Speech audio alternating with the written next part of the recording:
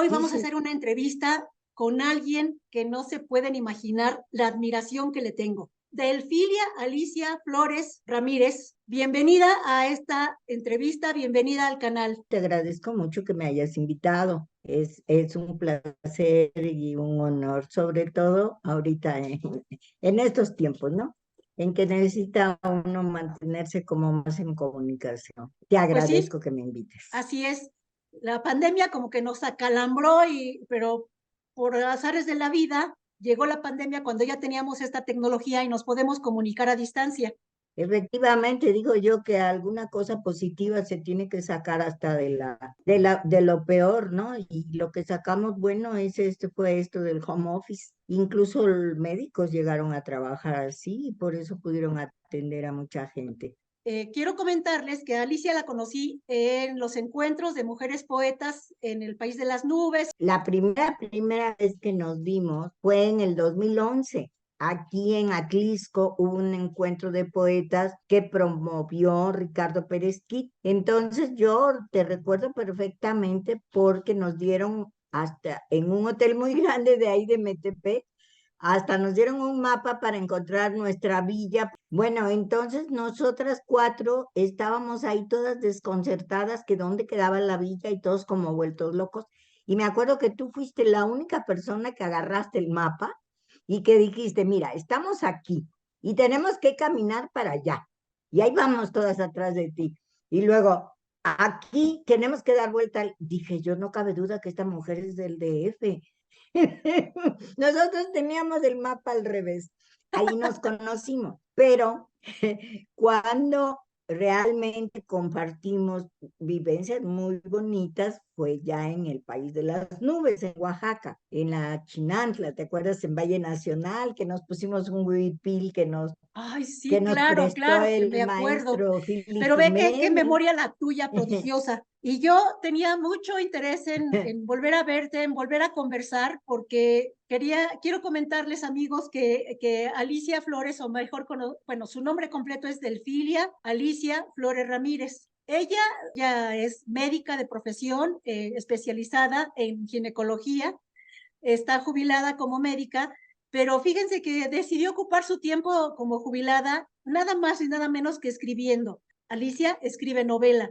Ella ha sido finalista en el premio Planeta con su primera novela, lo cual, oigan, cuántos escritores que se llevan toda la vida intentándolo, no lo logran. Y ella a la primera, pero no salió de la nada. Alicia, platícales a nuestros amigos cómo es que elegiste profesión y no escogiste literatura, escogiste medicina y además te desenvolviste en el área de la medicina. ¿Por cuántos años estuviste ahí? ¿Y cuántos años hace que dejaste el ejercicio profesional como médica para dedicarte a la literatura? Bien, yo nací en un pueblito del sureste, el último pueblo del sureste de Veracruz. Ya nada más nos divide el río del estado de Tabasco. Yo ahí hice primaria y después me fui a Acapulco y finalmente para estudiar medicina me vine a Puebla. Aquí estudié medicina, aquí hice la residencia. Pero realmente desde que yo empecé a leer, que fue a los 5 años, empecé a leer, me gustaba mucho leer y me acuerdo que andaba yo atrás de mis vecinas o de mi abuelita, abuelita y una tía abuela, para leerles, porque no solamente me gustaba leer para mí, sino que quería que todos lo compartieran. Entonces, pues mis compañeros de medicina y de la residencia se acuerdan, Alicia siempre andaba con un libro, pero no era libro de medicina, era un libro de cualquiera, ¿no? Yo era garganta universal, me devoraba los libros, pero especialmente me gustaba la novela. Entonces, pues de tanto leer, me imagino yo que se llenó hasta un tope en el cual yo empecé a escribir cuando estaba todavía ejerciendo. Y curiosamente eso es algo que me hace mucho tilín, porque fíjate, yo empecé a escribir en quirófano. Como yo tenía todo el día ocupado, era yo de tiempo completo y además estaba disponible en el hospital de Pemex de ahí de las Chuapas, que se llama el plan, el distrito. Entonces, la única hora que yo tenía en paz era el día que iba a operar. Ese día, en la mañana, te pasaban a la paciente a quirófano y yo estaba en un cuartito especial esperando pues que la lavaran, que le pusieran los campos, que la anestesiara el anestesiólogo. Y entonces ahí empecé a escribir mi primer libro de versos, que fue que se llama Naufragio. Este libro que nació en quirófano. Y la enfermera circulante, que es la que asiste al anestesiólogo y todo lo que tiene, agarró la costumbre de irme a dejar una hoja blanca y un lápiz. Y dice que entre ellos se preguntaban, bueno, la doctora, ¿qué estará escribiendo? ¿Ha de ser algún tratado, pues, de medicina o de experiencias quirúrgicas? No, yo estaba escribiendo un libro de poemas. Entonces, sucede que por una eventualidad tuve un problema de columna, me jubilaron. Yo ejercí 28 años como gineco y finalmente me jubilé de 58 años. Entonces sí dije, a ver, yo quiero escribir, pero no puedo tener pacientes particulares y escribir. O sea, son ocupaciones de 24 horas ambas. Entonces, ya de verdad me deshice de todas mis pacientes que ya tenía yo 2 generaciones de atender y me puse a escribir. Y entonces, pues así surgió la siguiente, que fue La retratista. Fue mi primera novela y pues todo lo que pasó fue como un cuento de Cenicienta. Y fíjate que no sé por qué la gente me dice, yo ya no creo en los concursos. Los concursos ya están amañados, ya están designados los ganadores y han salido un montón conozco a muchos escritores que eso me dicen. Le digo, no es verdad, los concursos son un filtro muy bueno. En primer lugar, si tú te quieres calibrar, como a qué nivel estás.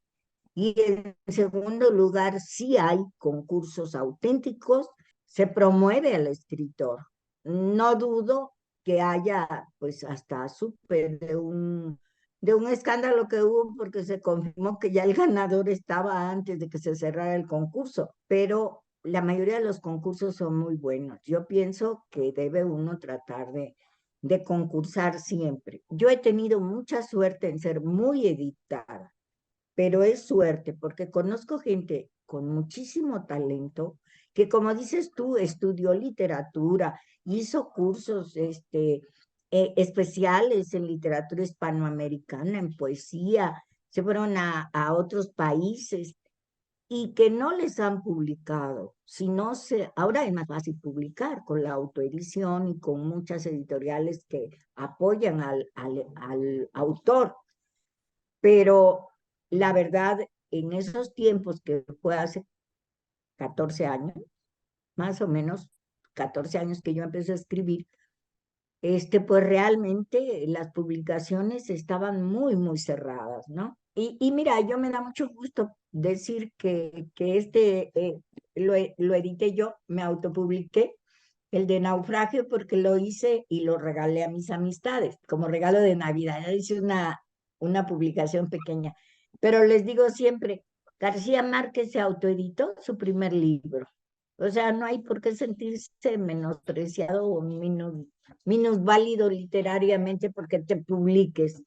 La verdad es que esa es mi historia. Me seguí escribiendo y escribiendo y escribiendo y he seguido publicando, publicando. Hubo un tiempo en que publiqué 2 libros por año y que teníamos presentaciones bastantes. Luego, pues aquí en Puebla, gracias a Dios, también la BUAP, la Benemérita, me acogió bajo su ala, mi alma mater, y ahí me han publicado 5 novelas y como 4 antologías. Y ahora el último libro me lo publicó el IMAC, el Instituto Municipal de Cultura de Puebla, el cual ya me había publicado. Bueno, esta es una antología de varios autores poblanos, pero es mi último. ¿Es Puebla?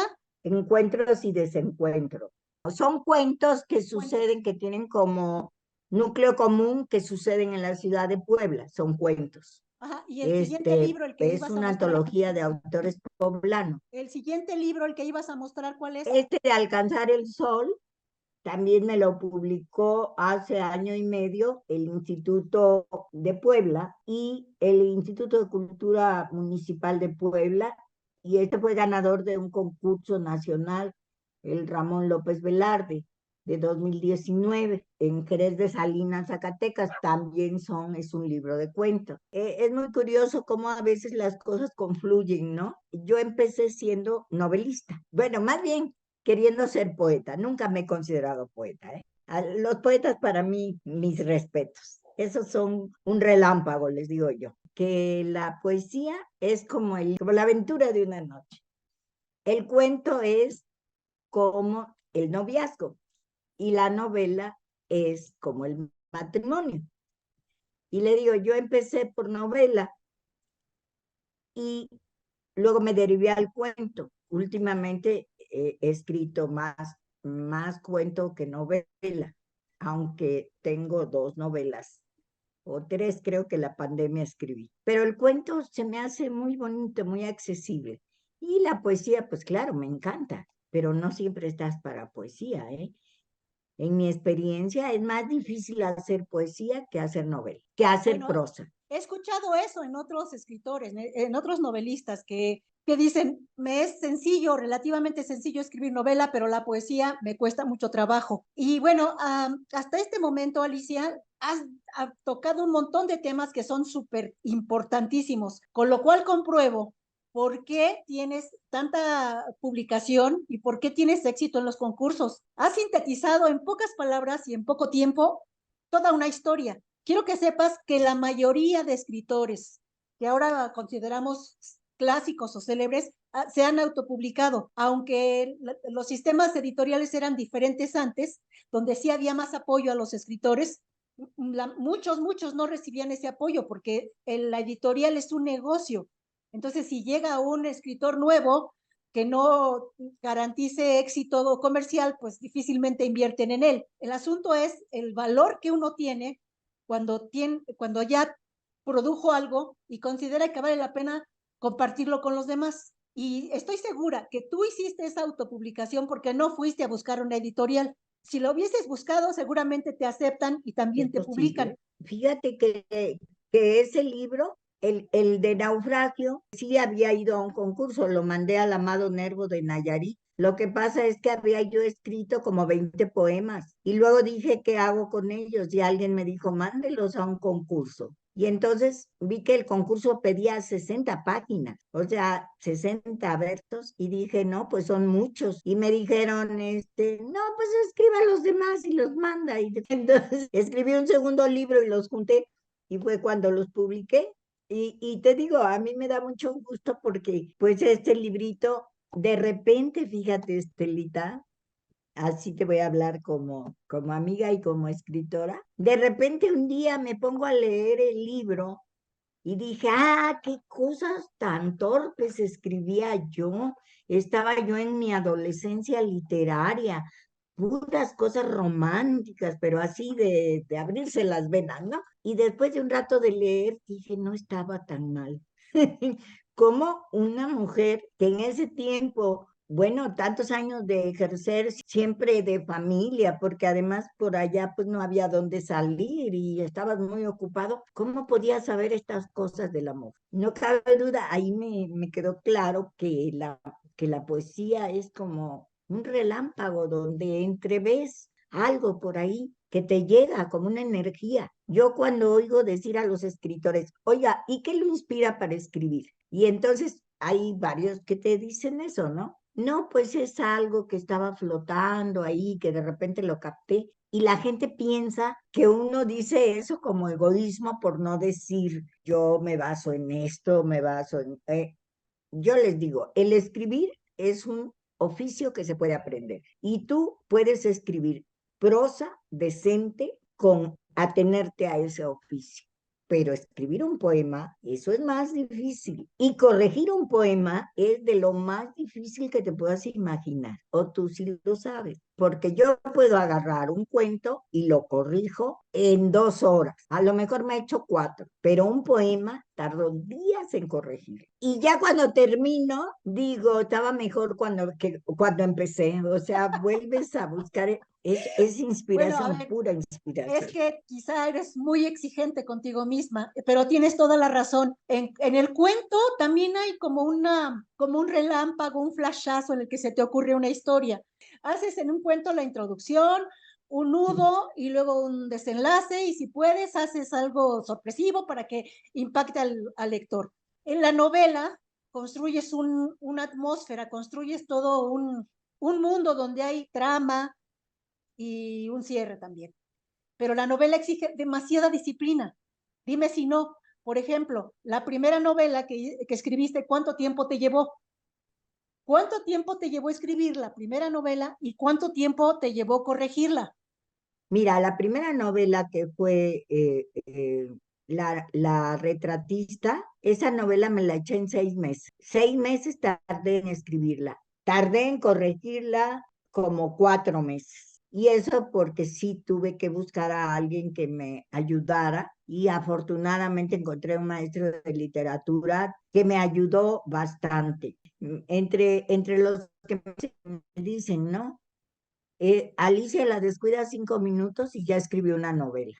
Para mí la novela fluye. Con decirte que una vez escribí 2 novelas a la vez. Estaba escribiendo una novela que me interesaba mucho porque era la vida de mi tía abuela, una revolucionaria para su tiempo, que realmente vivió la revolución. Y en medio de esa novela me surge un personaje fabuloso investigando, porque además lo que me gusta mucho de la novela histórica es investigar. Tengo que ponerme un tope acerca de lo que investigo, porque si no me voy y no escribo. Nada más, cada vez encuentro personajes que son más biografiables o más novelables, diríamos, ¿no? Uh -huh. Entonces, en medio de esa investigación encuentro un personaje fabuloso y empecé a escribir esa novela en medio de la otra. Y entonces simultáneamente terminé las dos. Wow. Y con tan buena suerte que las dos se publicaron casi simultáneamente. Una se publicó en agosto y otra en septiembre. Oye, pero ¿cómo le Una haces me la para publicó la mantener Guardia. la atención y poder dividir la atmósfera de cada novela y tener el dominio en los personajes sin que se te mezclen? Si haces una novela en 6 meses, ¿cuántas horas trabajas? Aproximadamente 8 a 10 horas. Yo ahora ya no llevo ese ritmo porque como todo, pues ya todo declina con la edad. Y realmente se interpusieron muchas cosas de todo tipo. Pero normalmente yo escribía y puedo escribir fluidamente una novela y verla publicada en un año, que más o menos ese es el ritmo que he llevado, que llevé. Cuando escribo una novela, puedes creer que se me hace más real ese mundo que el que estoy viviendo. O sea, estoy escribiendo una novela y estoy en medio de un pasaje y de repente llega mi esposo y me dice, ¿qué vamos a comer? Él todavía siguió trabajando. Se iba a las 8 de la mañana y llegaba a las 4 de la tarde. Y yo me quedaba así, ya son las 4 porque me había levantado a escribir a las 10 de la mañana, porque no soy madrugadora, eso sí no te lo presumo, pero se me habían ido las 6 horas así, y veía yo todavía, lo estaba yo viendo, y veía yo todavía los personajes que estaba yo escribiendo, se me hacían como que no me podía yo desprender de ellos. Es una cosa muy curiosa, ¿eh? Me sucede mucho. Stephen King lo dice, debes tener un cuarto para ti donde cierres y nadie te abra esa puerta. Cuando tú estés dispuesta a cerrar esa puerta al mundo, entonces escribe. Si no estás dispuesto y la dejas abierta para todo lo que demás que se ofrezca, no vas a escribir realmente. Tienes que sumergirte en ese mundo y realmente yo llegué a querer mucho a algunos de mis personajes. Oye, esto que me estás diciendo de que hay que encerrarse para poder crear, gracias porque es una sugerencia que me hacía mucha falta. Pero oye, esto que te pasa respecto a los personajes, ¿no tendrá que ver con esto que algunos escritores dicen que es el personaje el que te está hablando y el que te está llevando a escribir? Yo creo que el personaje empieza a vivir con vida propia y él es el que te lleva. Luego te sientas a escribir un día llevé un cuento, otro día llevé otro cuento, otra semana llevé otro cuento. Y entonces de repente el cuento se siguió en novela. Esto me pasó con Pasajeros sin huellas. Pues que el personaje quiso seguir haciendo cosas, o sea, de alguna manera llegó un momento en que yo supe que ellos se conocían, porque cuando ya empezaron a hablar, dije, este personaje es de un cuento. Y entonces, cuando yo llevé el siguiente texto a bueno, que lo revisamos, le digo, no sé cómo, pero estos personajes ya se conocían, ¿se acuerdan de aquel cuento? Y me dijo una de las talleristas muy simpática, es que juntaste las hojas y así se conocieron. Pero llegó un momento que tenía que tenía unas cicatrices muy feas y de alguna manera el personaje femenino de la otra era una mujer a quien su marido la había mandado eliminar, la había mandado matar con un sicario, o eso era lo que ella creía. Entonces los dos personajes se juntan y se van juntos porque ella quiere conocer Disneylandia. Y le dijo, no, pues es que me diagnosticaron un cáncer de mama y ya había pasado la quimio, la mastectomía, la radioterapia, cuando su médico le dice que le van a tener que hacer una nueva tomografía porque parece que tiene recidiva, y dice ella, adiós, nos vemos, yo me voy a Disneylandia. Y entonces se va con este tipo y pasan la travesía, muy, muy interesante. Yo quería saber si llegaban, yo quería saber cómo les iba. Yo sé que o sea, seguía escribiendo porque ellos me iban diciendo su travesía, fue todo muy bonito. Y terminó siendo una novela romántica, ¿eh? Después Yo que quería, yo la empecé a escribir con la intención de ayudar a las mujeres convalecientes de cáncer de mama, terminó siendo una novela romántica, ¿cómo ves? bueno, es que, a ver, pero tú dime, ¿qué tanto estás tú ahí? Estás ahí como escritora, pero ¿qué tanto es tu vida, tus anhelos, lo que están mostrando esos personajes?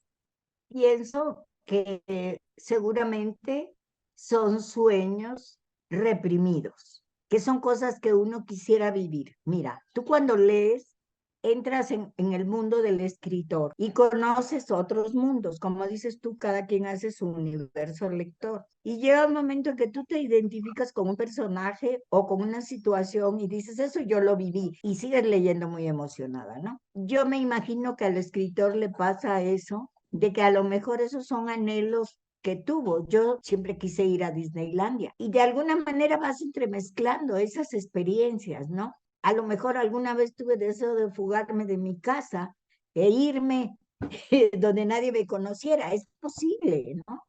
Pero esas cosas que a veces guardas en el subconsciente o a veces hasta en el inconsciente y a veces salen en los sueños, según dicen los psicólogos, las puedes vivir a través de escribir, no solamente a través de leer, sino a través de escribir. Lo curioso es que tú dices, este mundo que yo estoy fabricando ahora va a funcionar como yo quiero, va a tener un final feliz o va a ser todo lo que tú te puedas imaginar. Y no es cierto, no tienes el control absoluto. De hecho, tendrás el 50% de lo que ellos te vayan dando. Pero también eso es bonito, porque no sabes cómo va a terminar y eso es una aventura. Yo no te puedo decir, voy a escribir una novela que va a tener un final feliz. Realmente hay veces que quisieras que se quedaran juntos los protagonistas y no puedes, no puedes porque ellos tienen voluntad propia. Va a parecer muy, muy subjetivo, pero así es. Es que estás como que derribando algunos clichés, porque hay escritores que te dicen, cuando tú construyes, cuando creas, cuando escribes, te conviertes en Dios, porque tú vas a decidir qué va a pasar con los personajes. Y Es resulta cierto. que no, tendrá que ver esto con tu proceso creativo, con tu estilo de como escritora. Tú dejas que tus personajes te vayan mostrando el camino o es tu imaginación la que los lleva por aquí o por allá. O dime, ¿alguna vez has tenido conflicto porque el personaje dice, quiero ir para allá, pero tú dices, yo quiero llevarte para acá? ¿Te ha pasado? Sí, cómo no. Claro Sí. que sí. Y me surgió desde la primera novela con La Retratista. En La Retratista está dividida en dos, en primero y segundo libro. Y en el primer libro yo di por terminado el final cuando ella obtiene una beca para irse a estudiar a Venecia con pintura con Tiziano. Y dije, aquí es el final feliz, ¿no? y el personaje como que en sueños me habló y me dijo, no, yo quiero seguir adelante y yo quiero conocer el amor. Fíjate, qué cosa y para mí fue muy, muy bonito, porque esa segunda parte es aún mejor. Yo creo que no sé si leíste La Retratista, pero aquí ya me publicaron una segunda edición y aquí te la guardo si no la has leído. Fue la primera Y, que leí de ti. bueno, Dime a estas alturas, ¿cuántas novelas llevas escritas? escritas y publicadas, 8. Una que está en proceso de edición, son 9 ¿En cuántos escritas. años? Bueno, podemos decir que en 13 años, sí. Porque yo me Ay, vine a vivir aquí a Puebla en 2010 y en 2009, en septiembre de 2009, Planeta publicó La Retratista. oye, Ese pero aparte tiempo de las llevo. novelas, tienes libros de cuento y tienes poesía. Tengo 3 poemarios y tengo como fácil, como 15 antologías, en donde estoy con otros autores de Puebla, de Veracruz, y también en antologías poéticas, como la que nos publicaron en País de las Nubes. Ujú. Acá en Puebla también he salido en varias antologías, y en Veracruz también con 2, 3 poemas. Y bueno, en total, fíjate que anduve precisamente para esto y que es buen tiempo de recopilar lo que tengo. Me hacen falta varios libros, pero yo creo que entre unas y otras ya he de tener como unas 30 publicaciones. Te puedo decir que estoy tan satisfecha de ellas como de mis novelas, como de mis cuentos, unas con muy buenos autores, muy buen nivel literario, unas ediciones preciosas. O sea, yo presumo de las antologías igual que cuando soy única autora. Escribir es sanador. Para ti, ¿qué representa la literatura? Ya me dijiste que leíste desde niña. ¿Alguna vez alguien comentó allí contigo que tú consumías libros, te tenían que comprar libros por kilo, porque eras voraz lectora y debes seguir siendo una lectora asidua? ¿Te imaginaste alguna vez que ibas a llegar a esto? ¿Estuvo en tu mente en algún tiempo de tu vida, me quiero dedicar a escribir? Y ya que lo No, lograste, ¿qué significa para ti? no, nunca me vi como escritora. De hecho, fíjate que yo me veo como médico, escritor. Cuando tú estudias medicina, cuando sigues la carrera, cuando haces la residencia, cuando estás en contacto con pacientes, lo médico se incorpora a tu ADN, ¿sí? Y cuando a mí me dicen, usted perdió el tiempo, si usted hubiera tenido una buena orientación vocacional, usted hubiera escogido letras o literatura, si usted fuera una Isabel Allende. Le digo, fíjese que no. Soy la novelista que soy o la escritora que soy por el hecho de haber sido médico, porque todas las experiencias acumuladas ahí, la sabiduría de la vida, las adquirí como médico. Y si me dieran a escoger de nueva carrera debería yo de seguir, me decía, bueno, de menos fuera usted diplomática en alguna embajada, porque siempre también me ha gustado mucho viajar. Y le digo, si volviera a escoger, volvería a escoger medicina, porque las satisfacciones, la experiencia de vida, el valor que le das a la salud, la psicología de las personas, el trato, cuando eres médico, cambia tu concepto de la vida. A lo mejor como escritor, después de 30 años de ser escritor, aquellas preguntas que siempre nos hacemos, que se ha hecho todo el ser humano, ¿no? ¿Para qué venimos a este mundo? ¿Por qué existimos? ¿Por qué existe la muerte? ¿Habrá vida después de la muerte? Todas esas cosas que a veces el escritor,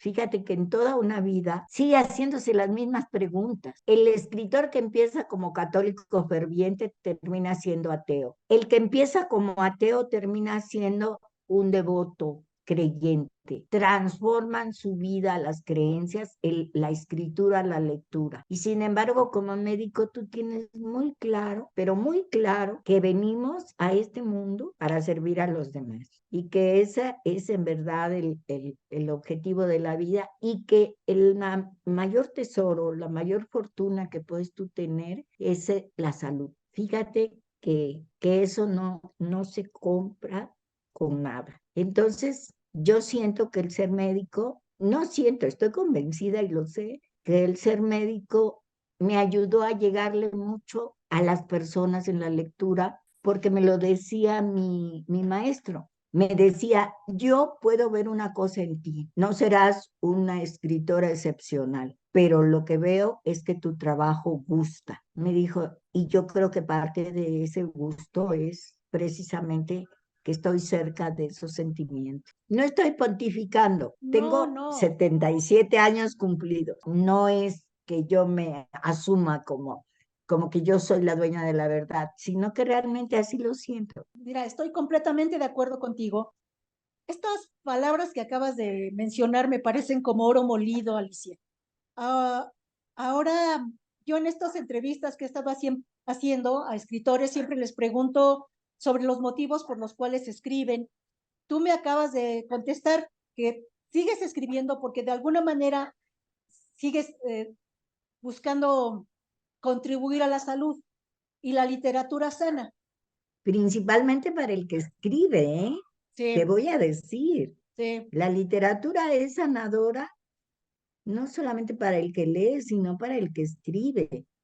Tú dile a una persona que está pasando por una crisis emocional, escribe tu conflicto, escribe tu situación y la persona cuando lo hace, porque, bueno, tú lo dijiste bien, por ejemplo, que dices que la novela requiere mucha disciplina, sí, mucho tiempo, sí, pero hay una cosa, que entre más escribes, más te sanas, te levanta. ¿Cómo te diré? Eso es un estímulo.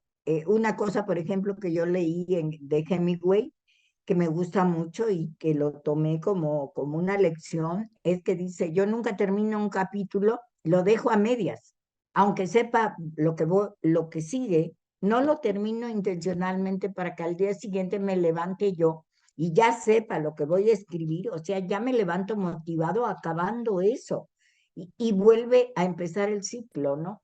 Entonces, esa manera de escribir todos los días se puede volver una disciplina sanadora. Por ejemplo, durante la enfermedad de mi esposo, que fue bastante larga y penosa, lo único que me alentaba era poder escribir. Entonces yo me quedé con él en una recámara, la acondicionamos con todas las cosas para atenderlo y pues no podía salir, ¿verdad? Entonces, yo me estaba las 24 horas con él, pero instalé al lado un escritorio y mi computadora y ahí escribí, dos novelas. Y mira cómo es la vida. Eso me sostuvo, me ayudó mucho, me apoyó muchísimo. Y mira cómo son las cosas. De repente me viene a visitar una diputada de mi distrito porque supo que mi esposo estaba enfermo. Lo vino a ver a él y ya después que lo vio y todo lo que tú quieras, sale y me dice, doctora, ¿y usted sigue escribiendo? Y le dije, sí. Y me dice, ¿y tiene algo terminado? Le digo, tengo dos novelas. Y me dijo, démelas, yo me encargo de que se las edite. Así, sin salir de un cuarto donde estuve encerrada año y medio. Entonces, tú ves esos caminos como que son, pues ahí voy a sonar así como muy religiosa, como de salvación.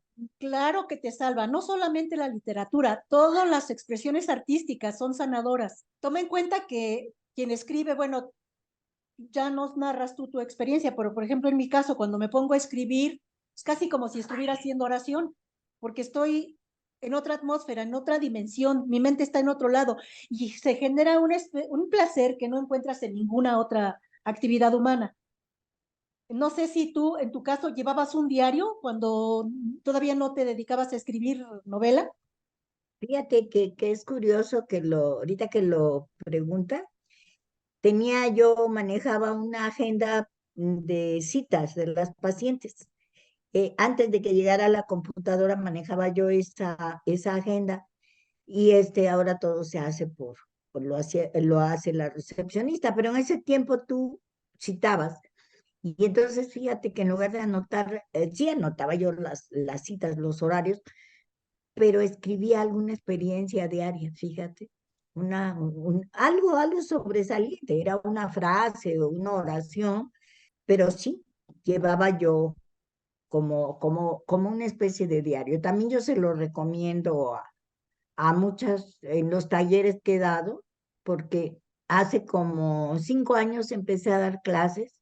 Un día me habla una amiga, una conocida, y me dice, oye, fíjate que voy a dejar el taller de literatura y cine porque no puedo seguir más, pero pensé en ti para que lo continúes. Y le digo, ella es maestra en letras hispanoamericanas.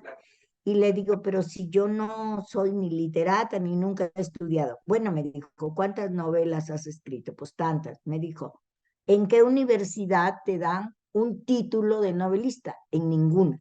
Solamente cuando escribes algo es que eres escritora. Me dijo, tú tienes varias novelas y puedes muy solventemente dar clases de literatura. Entonces, estuve dando clases y también es fascinante la docencia, ¿eh? Te puedo envidiar de que tú todo el año te pasas en eso, porque un día que me preguntaron, ¿y cómo van sus alumnos? ¿Están aprendiendo? Le digo, no sé si ellos están aprendiendo, pero yo estoy aprendiendo mucho, porque tienes que revisar tu No, clase. no, definitivamente cuando das clases el que más aprende es el maestro. Dices que tú has dado talleres, pero también has tomado. ¿De qué son tus talleres que has llevado? Mira, el único taller que yo tomé fue de creación literaria en Las Chuapas, con mi maestro Reinaldo Carballiro. Le dio un taller a un círculo de lectura que teníamos en la biblioteca y ahí me solté escribiendo. El taller que tengo aquí en Puebla es de revisión. Ya llevamos los textos y ya nada más corregimos. En realidad no es de creación, es de revisión. Ahora, he dado talleres de literatura, pero acerca de géneros literarios y en espacios de escritura, pero que yo te diga que yo he llevado, en realidad todo ha sido lo que he sido autodidacta. Todo lo que sé de manejar una novela o pues lo que tú dices, ¿no? Por ejemplo, en el cuento, y yo se los especifico mucho. Mi maestro me lo dijo hace varios años. El cuento no es solamente la introducción, el desarrollo, el clímax, no, el nudo y el final, ¿no? Sino que debe tener un final inesperado para que sea un cuento. Fuera de eso es un relato. Y eso no, a los jóvenes no se los dicen. Dicen, escribir un cuento, pues es anecdótico, es algo que ves con el rabillo del ojo. Dicen que un cuento es eso, lo que alcanzas a captar en una mirada, ¿no? Pero yo siempre les enfatizo, para que sea un cuento, búsquenle un final inesperado. Últimamente todos los géneros literarios ya no son tan cuadrados, ya se han difuminado todas las fronteras entre cuento, relato, novela y poesía. De hecho, vamos a ver, de Alice Munro, hace como unos 8 años, ganó el Nobel siendo cuentista. Por lo general el Nobel siempre lo ganaban novelistas o poetas, y esta mujer nada más escribió cuentos. El Nobel que se dio el año pasado, creo que a una francesa, es una novela que comprende todos los géneros. Tiene ensayo, tiene poesía, tiene novela y tiene cuento. Ya se han hecho una mezcla, ya los géneros no son tan puros. Sin embargo, bueno, habemos algunas personas que todavía necesitamos tener claro de dónde partimos, y eso sí me gusta dar, los géneros literarios, porque tienen sus propias reglas, porque tienen sus propios lectores y porque hay una especie de complicidad. Por ejemplo, a mí me encanta de Kafka. A mí no me gustaban los existencialistas, pero de repente te avienta Kafka una frase en la primer parte que dice, un día Gregorio Samsa despertó convertido en un insecto. Ya el autor te está dando lo que vas a recibir. tú sabes si lo aceptas o no. O sea, mucha gente no lee a Kafka o no lee a Camus o no lee a, no sé, Kierkegaard, porque dice, no, pues son demasiado surrealistas o demasiado, no, son novelistas, ¿no? Entonces, pienso yo que debes tener muy claro que ya no son tan claras las fronteras entre todos los géneros. Mira, sí están mezcladas, e imagínate Alicia, ahora con la inteligencia artificial, que quién sabe qué va a ocurrir con la creación literaria y con el pensamiento humano, el propio pensamiento. Tal vez lo que está ocurriendo es que se está disolviendo esas fronteras entre los géneros literarios. ¿Tienes algunos escritores favoritos? Sí, por supuesto. Como siempre ha sido mi favorita el género en novela, el subgénero de novela histórica, tengo mis escritores favoritos. Desde luego que el primero que tengo en el top 10 es a Noah Gordon, que desgraciadamente creo que este año nos dejó como por ahí de abril. Él escribió 3 libros fundamentales para mí, que son una trilogía que es El médico, Chamán y La doctora Cole. También tengo de escritora favorita una feminista vanguardista que me encanta, una mujer adelantada a su época. Te recomiendo que la leas alguna vez, se llama Erika Young. Tiene un libro que fue un bestseller por ahí de los 70 que se llama Miedo a volar, y luego otro que se llama Paracaídas y besos. En el Inter ha escrito varios, pero esos dos son mis favoritos. Luego, desde luego que Mario Vargas Llosa, de los latinoamericanos, es de mis favoritos. La Guerra del Fin del Mundo es un libro indispensable para cualquier lector de habla española. De García Márquez, fíjate que me gusta más El amor en los tiempos del cólera Que 100 años de que soledad. 100 años de soledad. Ajá. Respeto toda su obra de García Márquez, pero a mí la que me llega es El amor en tiempos del cólera. Y de los mexicanos, bueno, pues qué te diré. Tenemos como ensayista Octavio Paz, Las trampas de la fe. Sor Juana o Las trampas de la fe es uno de mis libros favoritos, y por supuesto la propia Sor Juana con sus sonetos. A grosso modo, ahora de los modernos, bueno, de los actuales, pues he leído poco. Me gustan más los clásicos, pero te puedo decir que hay muy buenos escritores contemporáneos. Orhan Pamuk, un hindú, me parece. Y hace poco descubrí un tipo de literatura que es maravilloso. Yo les recomiendo con todo corazón que lean El emperador de todos los males. Es una especie de ensayo con algo de mucho de científico, pero que es perfectamente comprensible para el público, de un médico hindú que es oncólogo y que nos habla del cáncer. Yo lo busqué intencionadamente. Nos habla del cáncer desde los tiempos de Hipócrates hasta el tiempo actual, pero de una manera que lo ejemplifica con un enfermo de él en cada uno de esas variantes. Y el capítulo que dedica al cáncer de pulmón, que fue el que me interesó mucho, porque mi esposo falleció de un cáncer de pulmón y te acuerdas que fumaba muchísimo. Es fascinante ese capítulo acerca de la lucha que hay de los intereses que había en Estados Unidos, de los intereses comerciales y políticos, y por lo cual nunca se puso que fumar era dañino, cuando era tan obvio, cuando tantos médicos forenses habían hecho autopsias de hombres que murieron de cáncer de pulmón y que el antecedente que a todos unía era el tabaquismo. No me estoy volviendo una cruzada, yo veo gente fumar y la respeto, pero es muy emocionante ese tipo de literatura. El libro se llama El emperador de todos los males, y el autor... No, pero con el título es suficiente porque te aseguro que ahorita ya tengo mi lista de lecturas pendientes y las voy a buscar. ¿Qué le recomendarías tú a los jóvenes que quieran dedicarse a escribir? Los jóvenes que quieran dedicarse a escribir, indiscutiblemente que lean. Ese es el único camino para llegar a escribir.